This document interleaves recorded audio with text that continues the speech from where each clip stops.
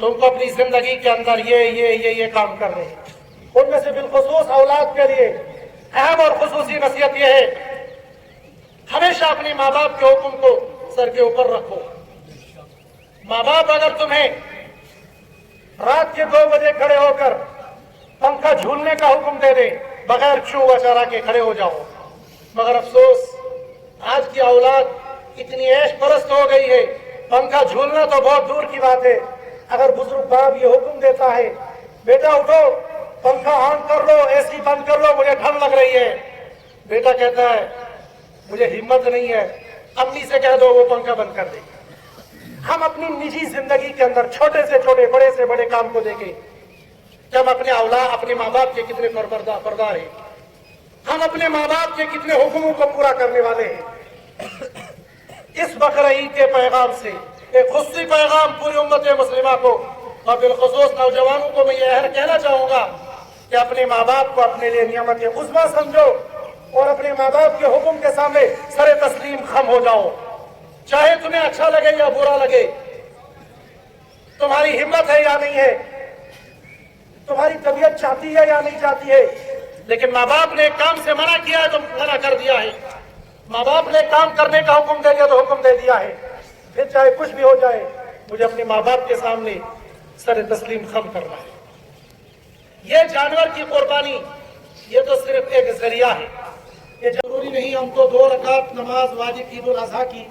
پڑھنے کی نیت سے گھر سے آئے ہیں، لیکن اگر زبان سے بھی نیت کر لیں گے 2 رکعت نماز واجب عید الاضحیٰ،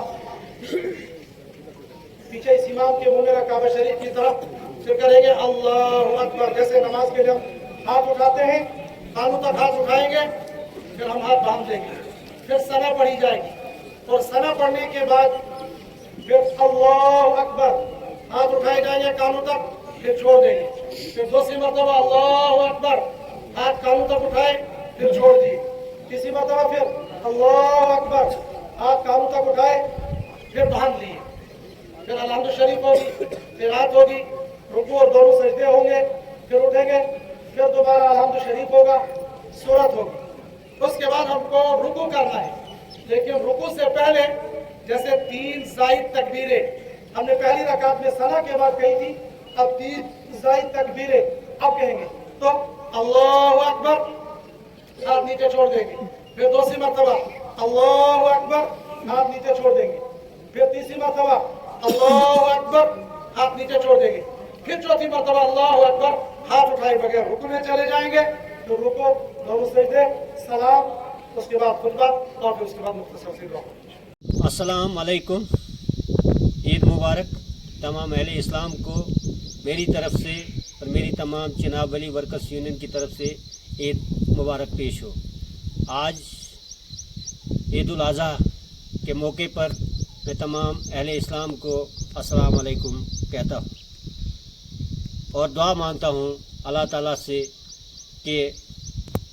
ہماری جموں کشمیر ریاست میں ہر مشکلات آسان ہو جائے اور ہماری ریاست جموں کشمیر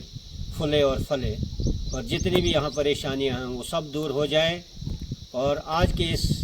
عید الاضحیٰ کے موقع پہ میں ایک دعا کرتا ہوں اللہ تعالیٰ سے کہ جنہوں نے بھی قربانیاں رکھی ان کی قربانیوں کو قبول عطا فرمائے، اور تمام اہل اسلام کو ایک بار پھر عید سلام قبول ہو۔